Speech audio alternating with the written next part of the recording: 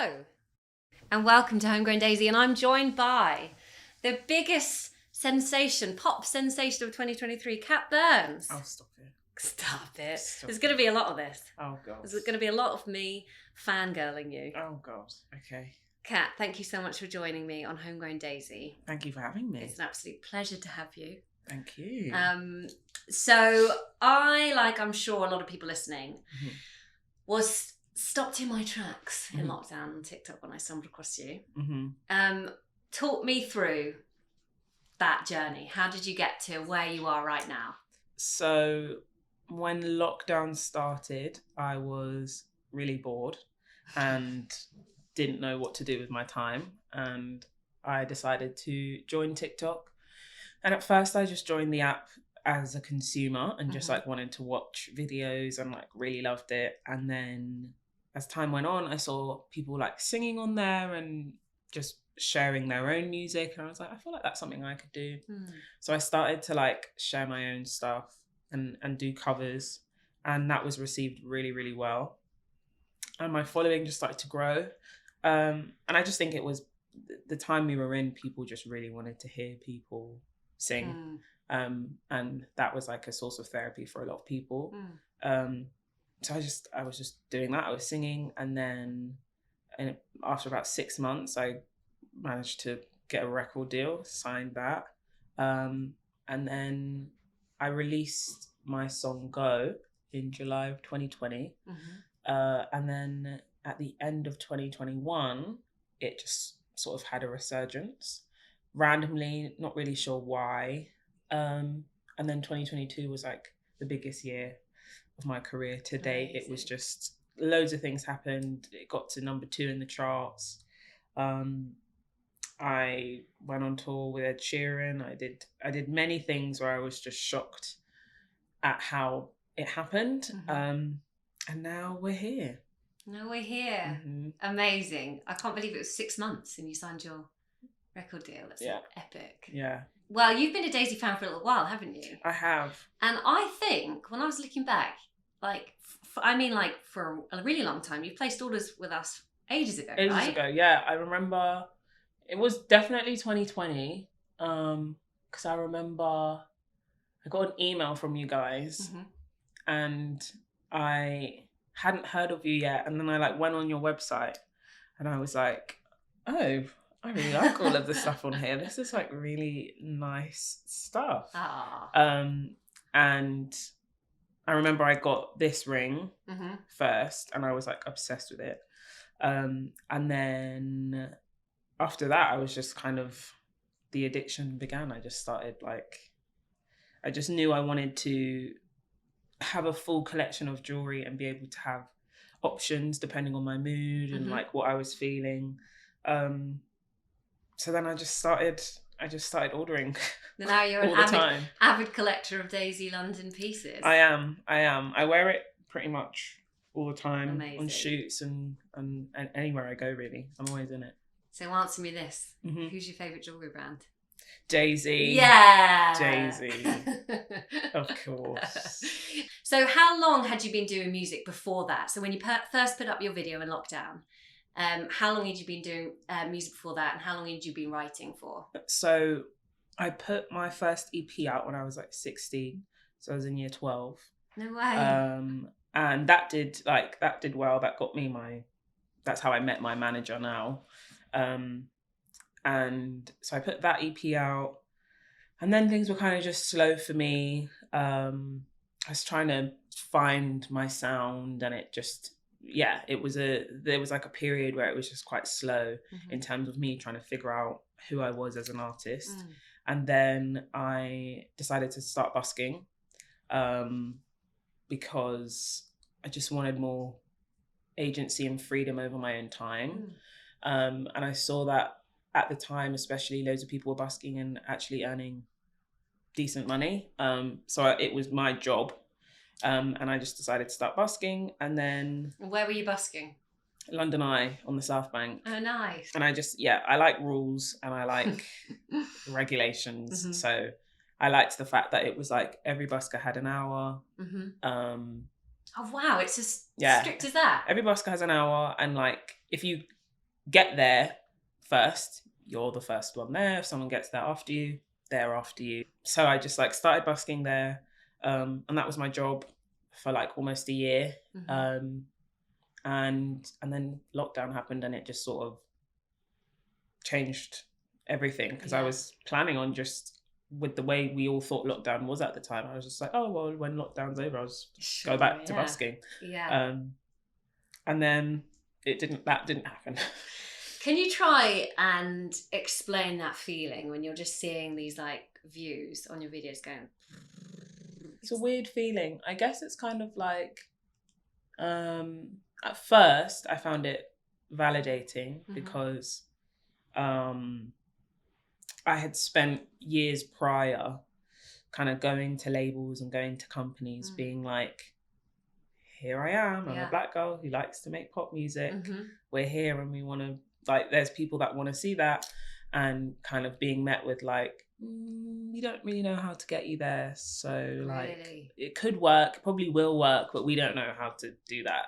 And then being like, okay, cool. And like having to leave those situations. And then when I kind of got the views up and people started to see that the demand was there, it was super validating. But then I had to get to a point where I stopped seeking validation from it, because it was starting to make me go a bit crazy. Yeah, for sure.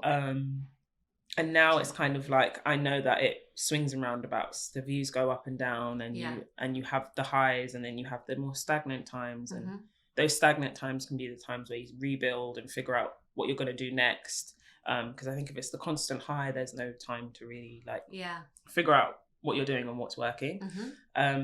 But at first I found the views, really validating. And then now I'm like, they don't mean everything. Sure. Yeah. And do you manage all of your social media, or do you have help? I have help. Yeah. Her name's Hannah.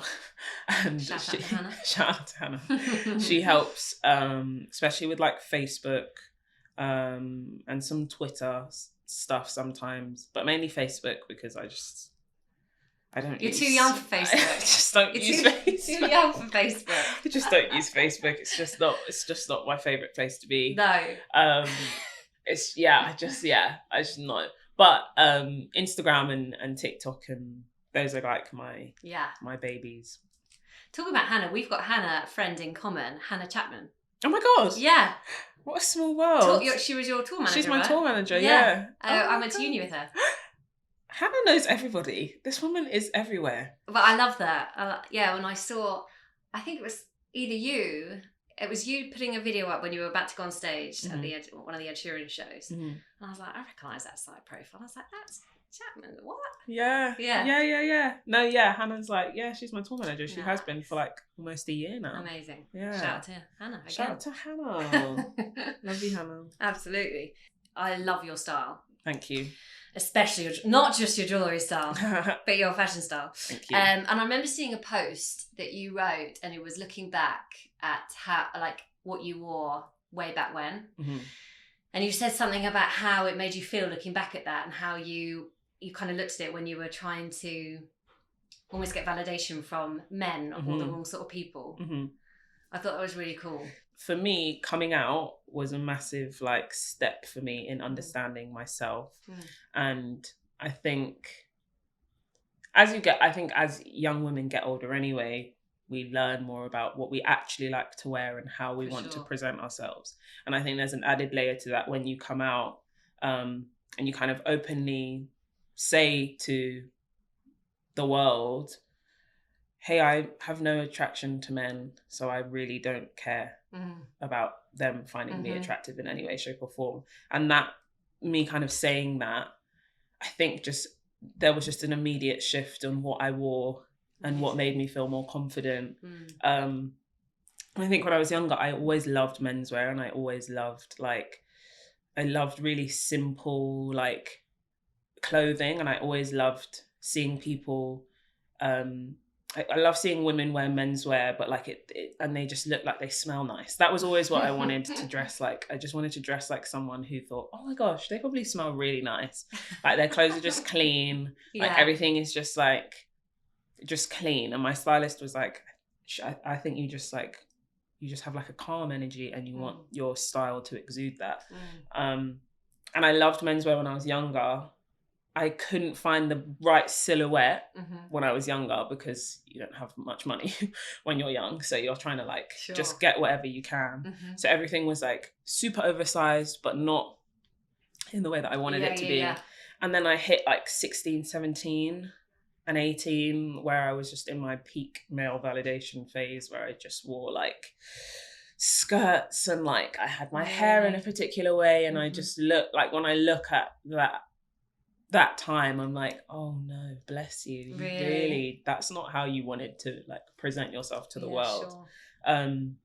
And then once lockdown happened and like I found myself, I then was like, how do I want to dress? And what balance do I want to have? So whether it's like, I love my hair and makeup being done, and I love being pretty, and I love a soft glam, and I love doing my makeup, and I think that's really fun. But from the neck down, I just really like masculine clothing, and I love things that fit in an interesting way. And as I'm getting older now, I'm like, okay, how do I make that even more of a silhouette? It doesn't have to be super oversized to still have a like a clean kind of look. So from looking back, I was always like, oh dear, especially that age where you turn 18 and you start going out clubbing and you're doing all of those things. That age, I'm always like, oh god. I know, but I think we've all been there as well. Yeah. I definitely cringe at what I was wearing when I was 18. Yeah. I was just like, why did I think that was a good outfit? And why I thought that was good. But yeah, looking back then, I'm like, ooh. Amazing. Yeah. I think as any woman, like having that kind of confidence in who you are is just, and it really does shine from you. Thank you. I feel like that since I've become a mum, being a mum, like, I feel like that's almost given me my validation, I suppose. Yeah. Just like, I don't care what anyone else thinks of me. I literally only care about what you think of me. Yeah, exactly. And it's a nice feeling, because then you just, you present yourself the way that you want to be presented. And then naturally people just like you even more. People are like, they're I don't say attracted, but they're drawn to you even more, because you're just being yourself. Your true self. Exactly. Yeah, definitely. Okay, let's dive into your significant pieces. Yeah. Where do you want to start? I'll start with this one. Yes. You're going to have to say the names, because I always get them. Okay, so for those listening, Kat is holding up the Malachite Palms ring. So Kat's first significant piece is Daisy. And I did say they didn't all have to be Daisy. No, yeah, you did. But are they all? But they all are. That's amazing. I was in my home, and I remember I was like, I want some more jewellery. So I went on to Daisy, and then I saw, I think this one had just come out, and I was like, I love this. Yeah. I need this. And I love green.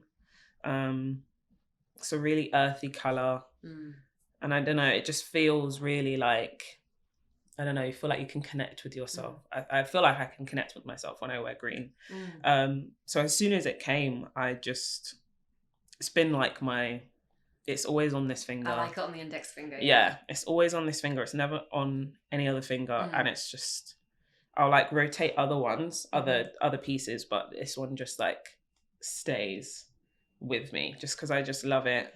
I like how it's slightly masculine as well. It is. It feels so very pretty. Strong. Yeah, exactly. It feels really strong, but it's also, I don't know, it's also really, it's simple. It's very calming. I think it matches the vibe that I try and go for. So he's been on like some big stages with you. Yeah. Yeah. Yeah. I literally I wear it all the time. I'm pretty sure, don't quote me, but I'm pretty sure it was the Brit Awards. Like so many things where I've worn this one. I just love it so much. Then there's this one. Remind me of this name again. Okay, so that is the Palms Enamel. This is a test for you. You're gonna have to... signet ring. I love this one as well. They look really good together as well. They do. I felt an attachment to this one as soon as I saw it, like online. I was like, I need this one. Again, like I all the rings made me feel just really like grounded, and it feels like makes me feel confident in not a like trying too hard kind of way. Because I think sometimes not to judge other people, but sometimes that people can wear like loads of stuff because they like want people to ask them where they get their stuff from, or like want that like, hey, what do you think, like, do you like my stuff? Whereas like I like it because I like it, and I don't care for the like attention. It's just like a grounding ring, and I just love the squareness of it, and I love the shininess of it as well. I'm a simple girl, and I just really enjoy it so much. I love that. And then this one. So that you were saying that was your first. Okay, so that one is from the Artisan collection that we launched. We launched that collection in lockdown, actually. Yeah, this was 2020, wasn't it? Yeah. Yeah, I remember. And we had loads. I think because we couldn't do a campaign shoot or anything, I worked with loads of like artists to shoot it at home. Oh, I'm really liking that. Yeah, sick. So we had like loads of creatives shoot the pieces on themselves in their studio and stuff like that. Oh, sick. Yeah, because so that was one of the first pieces of Daisy you got. Yeah. Nice. Yeah. Because I remember this was the first one you guys sent me, because I got it and then I was like, whoa, this is sick. And then I like have it on all the time, because it's just like, along with like blocky rings, I also really love band type of rings. And this one's just quite sentimental because it feels like it was like the proper start to like my jewellery journey. I think prior to that, I just kind of got jewellery from random places, and then it would like fade, and then it was like I'd lose them, and then there was no like real attachment to them. And I didn't realize that it's like your relationship with jewelry can really like change when you have like a connection to it. Like when you see it and you're like, I love this, then you like I'm not gonna lose this. Sure. I want this. And it was like the first like step into my jewelry journey. Amazing. And like figuring out what I liked. And it just looks nice on any finger. I like how you've stacked it with that kind of signet star ring. Yeah, it's really that's my favourite. That's like one of my favourites. That's your favourite? Yeah. That's well, actually, so far you've said all three of them are your favourites. I know. Where are we going next? Now we're going to a little dainty one. Nice. That's from the Beloved collection. That is, I can't remember. I love it. It's really again the green colour. I love green. Yeah. I really, really love green. And I think this one just for me is quite significant because I used to be so firm on solely like blocky, kind of chunky rings. So I feel like this one kind of signifies a little bit of like growth and just my ability to grow and change, and like know that I'm not just gonna like one thing forever, and that I actually do also enjoy the dainty sort of stacking of like more slimmer rings and like how that looks as well. And like, because what are you wearing him with there? I'm wearing this one. Oh yeah. Okay, you are head to toe in Daisy. I love it so much. I am. So I think this one, it represents. It does. I think it just, it makes me think of like, okay, I can grow and I can change, and I'm allowed to grow and change, and I'm not strict and stuck with just wearing one style and one way in any aspect of my life. Love that. Yeah. Okay, so we're on fourth. What's your fifth significant piece? Significant piece. I also love this. I love the mother of pearl. And you've what again? I guess because you're always wearing the rings, but the necklaces you mix up a little bit more. So you've got, I think you've been recently wearing your Gemini Zodiac necklace. Yeah. But I've seen the mother of pearl in quite a lot of things you've been doing recently, which is nice. It's been the Gemini one and this one that I've been doing quite a bit actually. And then I had a mad head, and I was like, I'm gonna switch it up. Like, not too much. So I was like, still want this one. And then I was like, okay, maybe I'll put this one on now. But this is definitely a significant piece, just because it feels, I don't know, it's just like really calming jewellery. And this just makes me feel really calm. And I like where it sits. It just feels like I'm really like connected to myself. And I've worn it a lot the last couple of months, so it's become like a real like staple. It's nice how it is kind of quite a dainty necklace, really, but like you can just like layer it up, so you can kind of pare it back, or pile it on. That's one thing I'm learning with like rings, to be more dainty and grow with that. But necklaces I've always loved. Like, I've always loved dainty necklaces. Amazing. I can't believe. Okay, so Kat, you were our first guest that's brought in 5 significant pieces that are all daisy. Really? That means a lot to me. Oh, you're welcome. What is your earliest jewellery memory? Because for me, I remember I was bought this silver ring from a boyfriend when I was like 12 or something. I had this ring. And I remember that being like my first piece of jewellery. Your first piece of jewellery. Yeah. I think mine was... my mum loves jewellery, and she's always been a mix and matcher. So she's like not strict on whether she wears gold or silver at all. And there was one Christmas where she got both me and my sister like really, I think I must have been like 15 or 16. It really like really, really dainty necklace that said C on it. And the same with my sister. Her name's Kristen, and she had a K. And I remember that, and I remember being like, whoa, I love this. This is so nice. And it was like, it didn't fade, and it was just really nice. But then sometimes those like tiny dainty ones are so hard to like untangle literally. So I think that was my first piece. I must have been like 15 or 16. It was from my mum. Who is the most bonkers person that you've met? As in like famous person, you've met them and they've listened to and you find out that they're like a fan of yours. I don't mean like, oh my God, they were bonkers. I mean like, who's the most famous person that you've met? And you've been like, that is, and then and you found out they've been a fan of your music, or they've listened to your music. Oh God, who would that even be? Maybe Ed. Maybe Ed Sheeran.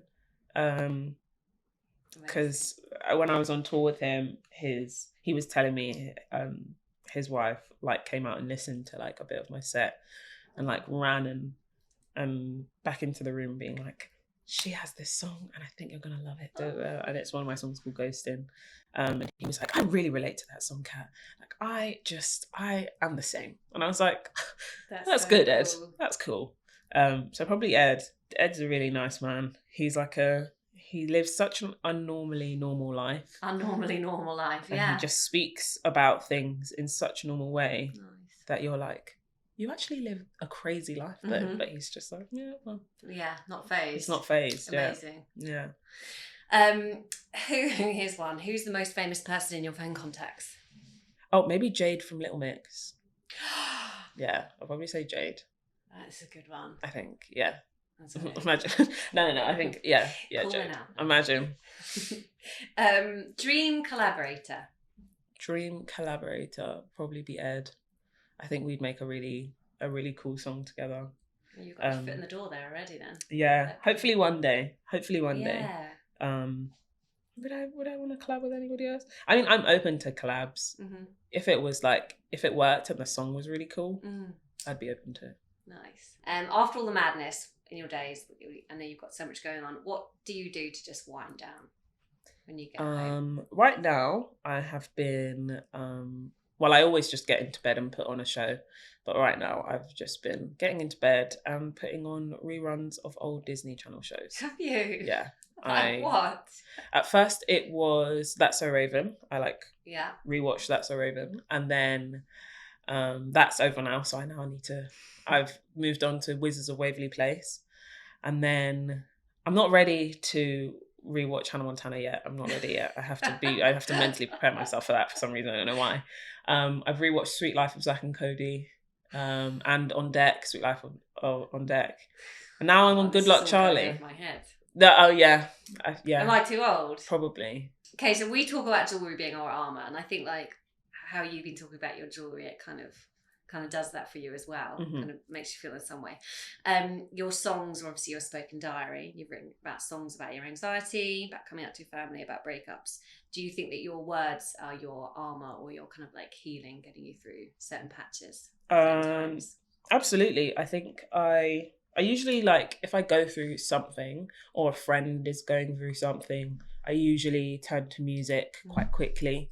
I tend not to, if it's something that I've gone through, it takes me a couple months to sort of process what the situation actually was, to then be able to write a song about it.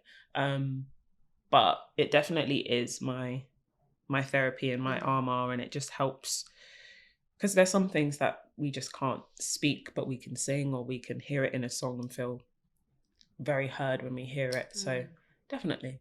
Nice. Well, Kat, we're going to end on some quick fire questions. Okay. Got to turn my sheet. Okay, so silver or gold? Gold. Easy. Huggies, little huggy earrings, or hoops? Oh, hoops. No, huggies. You can choose both. Both. Nice. Chunky or delicate? I'm in a very chunky mood today, so I'm going to say chunky. Clothes or jewellery? I'm going to say both. You could say both. I'm going to say both. One piece that you would save in a fire. One piece of jewellery you'd save in a fire. Here we go. Yes. This one, yeah. He's really coming out top. I'd be really distraught if I ever lost this one. I'd be like, no. And I'll never leave the house without. I can't leave the house without my phone.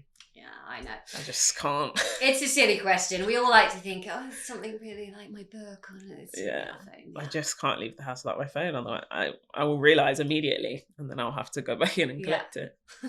Yeah. Amazing. Kat, it's been so nice to have you. Thank you so much for giving up some of your time to join me on our podcast. No, thank you for having me. We love the fact that you're such a Daisy fan. I am. And good luck for the rest of this year. Thank you. Can't wait to see you keep getting better and better and better. You're amazing. Thank you so much.